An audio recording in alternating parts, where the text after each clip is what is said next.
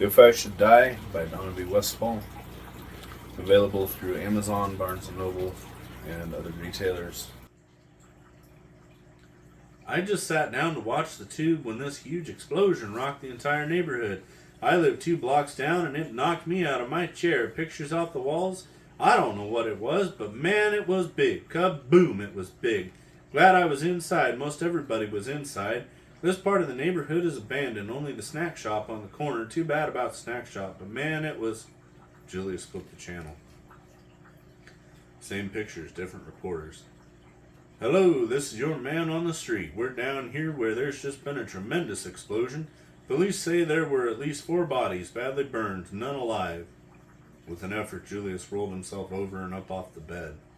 With small, agonizing steps, he made his way to his suitcase and rummaged through it. Most of the clothes were here, but no computer electronics case. Good night. I'm in the right place where I'm supposed to be, but I have no idea how I got here.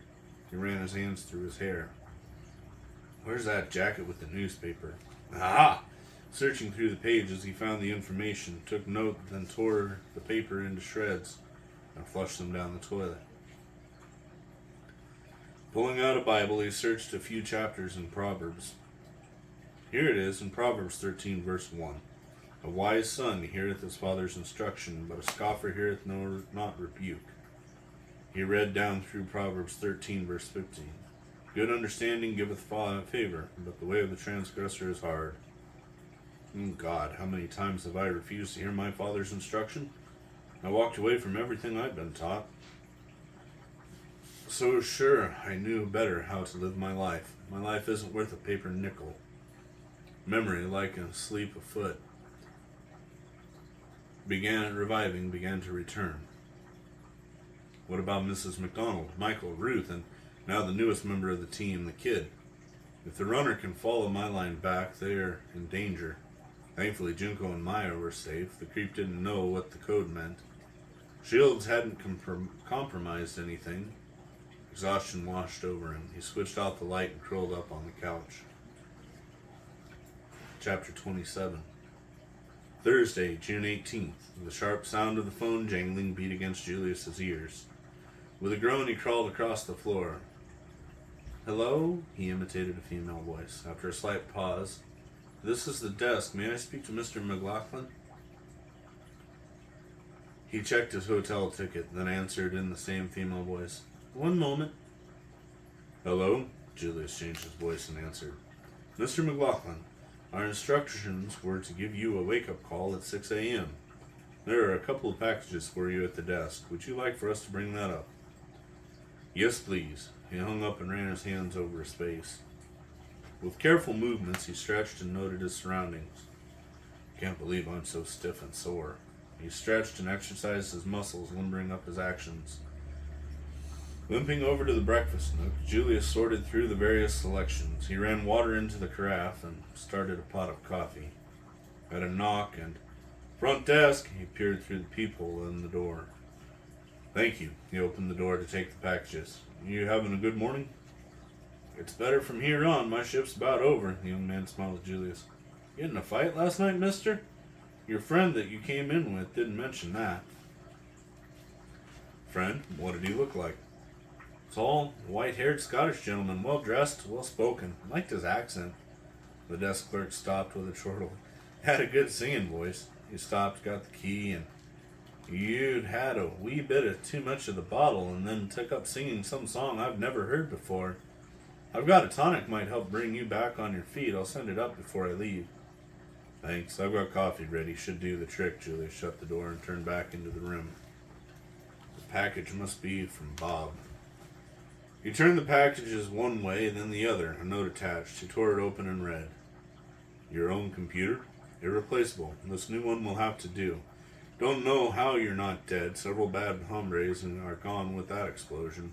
That was some explosion. I'm assuming you lost your Beretta as well. You'll have to pick up on your own anything else that you lost. Appointment at Clark and Holiday's this morning at 9 sharp.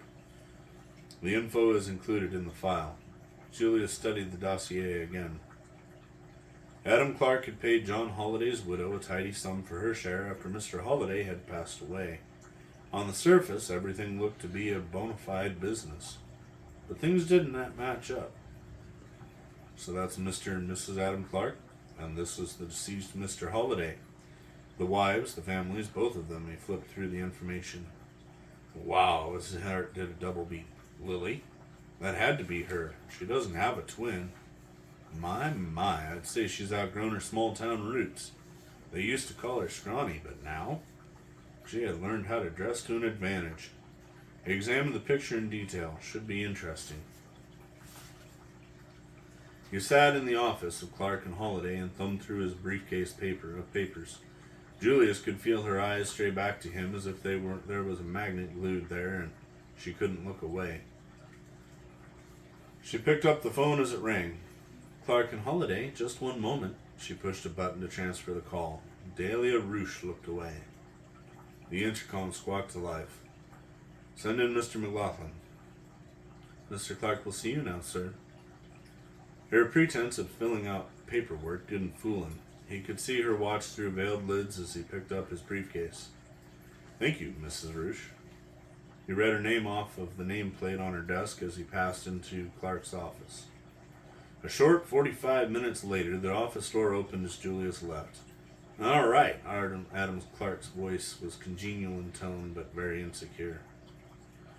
His hands remained firmly stuck in the smart black trouser pockets as he jangled his keys and coins.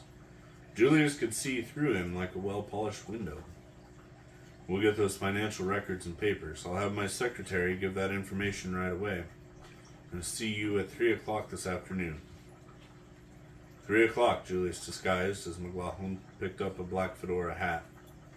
He disappeared after closing the outer door behind him. The only thing left was the steady cadence of his boots along the length of the hall and down the stairs. Sunlight greeted Julius, disguised as McLaughlin, as he stepped out the door.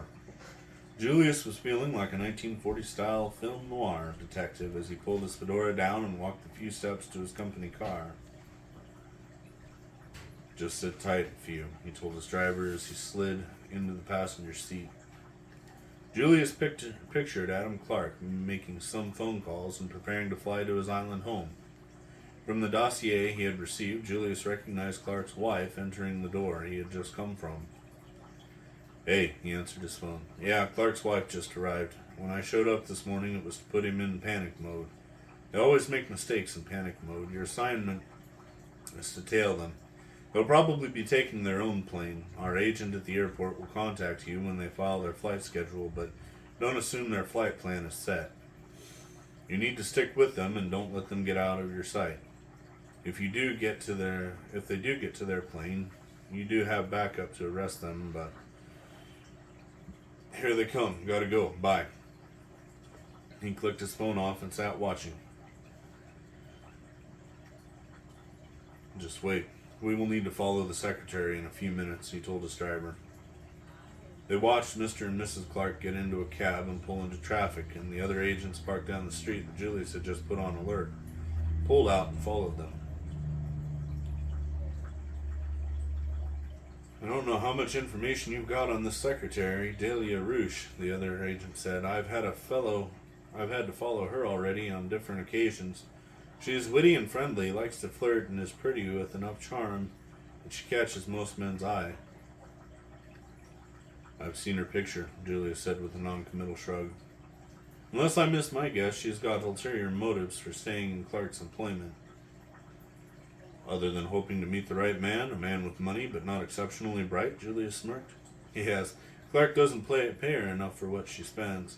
He may be smart enough to be second man on this totem pole, but he's not smart enough to see she's on the take. Probably a rival gang. Delia comes across as somewhere between a dumb blonde and a good old pal.